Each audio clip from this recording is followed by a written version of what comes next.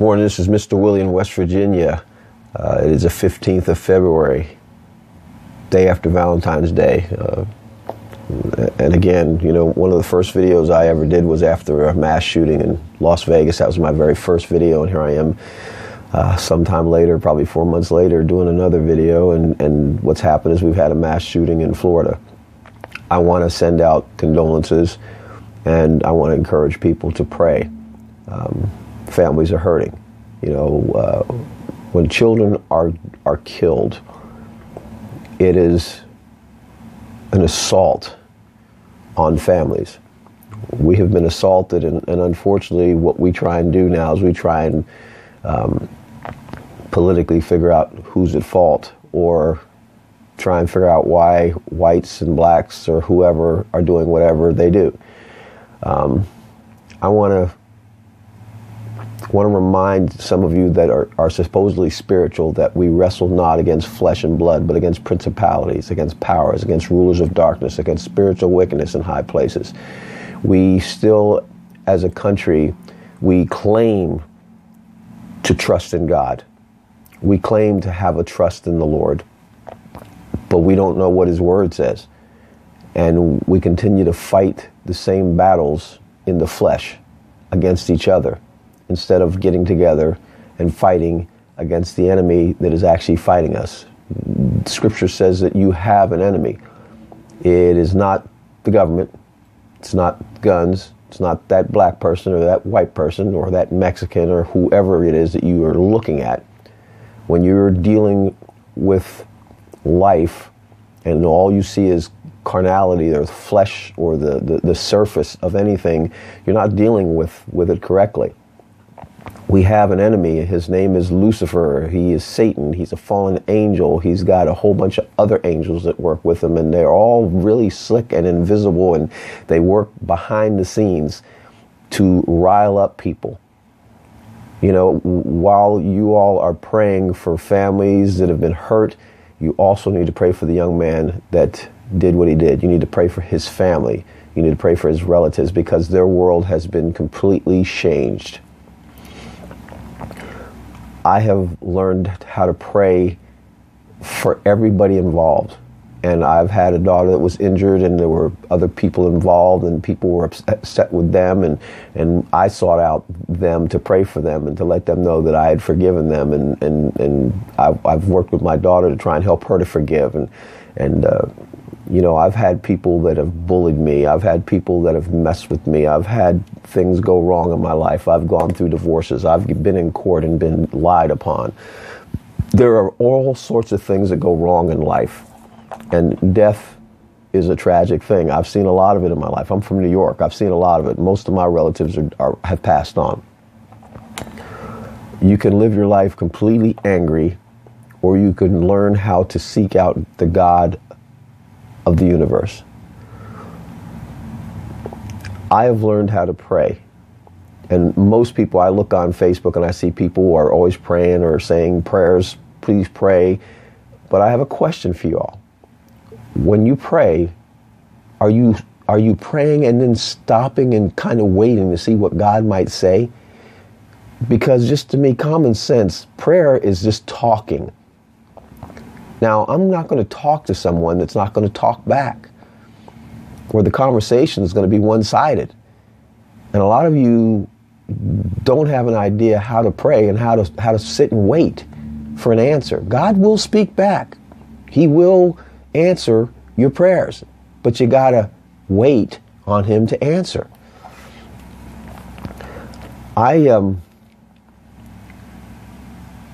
I'm looking at the situation and I'm thinking, you know, everyone's going to blame politics, they're going to blame guns, they're going to blame this and that. And, you know, if you go back into Scripture, you know what? The very first murder that was ever occurred within a family. It was two brothers, Cain and Abel. And you know what? Cain killed his brother with a rock. Take the guns away, and we're still going to have people killing people with something else. The guns are not going to go away. The drugs are not going to go away. The bad politics are not going to go away. There are so many things in life that everybody is fighting, trying to fight And I just want to know, right here in our local where I live, the teachers are up in arms, and I want to encourage my fellow teachers and my teacher friends. How much are you praying? Because you're trying to organize and fight, but how much are you praying? I've lived long enough to notice and watch the way people protest and the way people try and fight for their rights and the way that people try and do things to better life. And you know what? You can get 5,000 people to march into a city. You can get 10,000 people to march down to D.C. You can get 1 million men to go down into D.C. and talk and march and protest. But if you ask a bunch of people to come to a prayer meeting to pray, before anything goes wrong, you'll have 2 or 3 people show up. It tells me that really we don't really see the power in prayer, but we think there's power in a whole bunch of people marching or sitting in or demonstrating. You guys have seen the demonstrations this year. You've seen all the stuff that people are painting on posters and doing all kinds of things. You've seen people marching against guns and against the tragedies that go on in this country. How much of that has changed anything? God says that my people perish for lack of a vision, for lack of knowledge. We think we know stuff. We're fighting for our rights, but I don't think we understand our responsibilities. Even when you're going to ask God to do something, are you doing your part? Are you doing what you need to do? Are you seeking in His Word to figure out what your job is and what His job is? When Peter pulled out his sword to try and defend Jesus in the garden when they were trying to take him, Jesus told him, Peter, put up your sword. Put it away. You that live by the sword will die by the sword. I used to carry a gun. I used to think that it was a good idea. And I went home one year to see my family, and my brother looked at me and said, you carry a gun? For what? And I said, protection. And he looked at me and he said, I thought you trusted in God. It was an eye-opening revelation for me. I sold the gun after that because I had children anyway, and I didn't really want to have a gun in the home and worry about whether or not my children would get a hold of it and hurt themselves. But the truth of the matter is that where was my trust? And I believe God spoke through my brother that day and put me into a different realm of, you know what? He's right. I need to trust God to watch over me, to protect me. I don't need a gun. Because eventually, if you're carrying a gun, you've got to either use it or pull it out and maybe get shot yourself.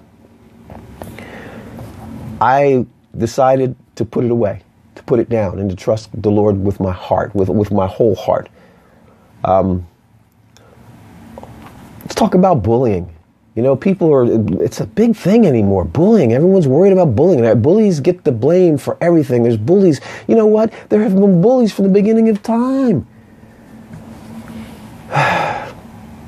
People know the great story about David and Goliath. Well, Goliath was a bully. And how did that bully get dealt with? He didn't get dealt with by a whole army of people going and beating him up or legislation that said, you know what, it's against the law to be a bully now. Stop, you can't bully anymore. No, God sent a man, and actually a boy, sent a young man who heard from God and went and faced the bully.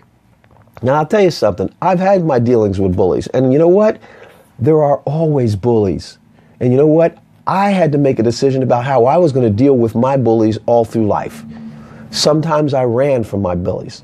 Sometimes I stood up to my bullies. Sometimes I had to fight my bullies. But it was all a different way of dealing with them. It was never the same way every time with every person, because every person has a story. But I will tell you that once I had to fight my bullies, we usually became friends. You people that are, worried about bullying, oh, my child's being bullied, my child's being bullied. Well, you know what? We've all been bullied. None of you have ever had a boss that was messing with you on the job site? None of you have ever had a teacher that seemed like you were the only person they were picking on? There are bullies everywhere. Seek God on how to deal with them. As I've grown older, I've learned to pray for my bullies. I've learned to just do whatever I can to love my bullies. You know what? I've seen a few of them turn. I've seen a few of them change. And that leads me to, how do we change people? You don't change people by trying to force them to think your way. I'm the type of Christian, and I'm not trying to force people to believe the way I believe. Not even in my own home. I tell my children, you know what? I'm praying for you. I'm praying that somehow you'll come to knowledge of who God really is and believe in him, but believe in him for yourself and believe in him in a way that will be right for you. We each have a journey that we're on. And for me to try and force you to follow God the way I follow God would be kind of stupid. You are on a journey. I'm on a journey. My job is to walk the journey out with integrity and with something that makes you inspired to want to at least try and follow. We had a young man that came into our Bible study last night. We had a Bible study going on last night. We had a young man come in who didn't want to study the Bible. He was having problems. And so we stopped what we were doing and ministered to the problems. Church people, sometimes you got to variate away from the program. Sometimes you got to get off of what it is that you think is what has to be done in order to get it done and do what is important. Our country is in trouble. I've been up for probably 2 or 3 hours just laying in bed, and I looked at my bed as I got up and it's all tore up, so I must not have slept very good, must not have rested, because our country is in trouble. Because we're not one nation. We're so divided, and you know what? Scriptures teaches us that a house divided against itself cannot stand. You know what? Quite honestly, I don't think Americans really want to stand. I think they really just kind of hope that everything will just kind of work out before they die. It's going to take some effort, folks. It's going to take some changing. It's going to take you looking at yourself and figure out how to be a better version of who you are so that you can go out into the world and show the world a better version of who you are. And hopefully that you will reflect the love of God. I hope. That's my job, is trying to get you guys to God. Some people think Christians are crazy. Some people think that men of God are crazy. You know what? I know people attack evangelists and televangelists all the time. Get over yourselves, people. People have jobs to do, and it may not be done the way you think it ought to be done. Your politicians have jobs to do. You know what? Some of them are honest, some of them are dishonest. But you kind of clumping them all in and thinking all politicians are horrible, I wouldn't want the job. I used to play sports. I've had people tell me, why didn't you ever become a coach or become a referee? Because I've been a coach for a year doing AAU basketball, and I found out how nasty parents can be. And as far as refereeing, not doing it. You people are crazy out there. Everybody wants their way in America. Everybody wants things to be done their way, and everybody thinks they have a better way of doing it. But you know what? The truth of the matter is that we are a country that's turned our backs on God. If you turn your backs on God, or turn your back on the guy that created light, and suddenly you're in darkness, what are you going to do? America has accepted all kinds of foreign gods. We have accepted idolatry in all kinds of forms. We point the finger at everybody else. We are people who are very, very slick in the way that we take from other people and somehow try and turn it around. I want to tell you something. Now, here lately, I've noticed on Facebook, everybody's worried about the algorithms. So we're trying to make sure we and what is an algorithm? I'm going to tell you what an algorithm is. It's basically a rule. I'll give you the definition. An algorithm is a process or set rules to follow in calculations or other problem-solving operations, and mostly basically computers. Folks, the algorithm of your life has changed. If you were as concerned about your algorithm of life and what's going on in your life as much as you did on Facebook, maybe you'd realize that, you know what, the most important thing is not so much that you change your algorithm or get the algorithms taken care of on Facebook so that everybody can see your post, but that you change the algorithm that's going on in your head and in your heart so that you will be connected with God correctly and do the right things during life every day. Okay? All right. I'm praying for you. And I'm hoping that God will get a hold of your hearts. Have a great day. Shalom.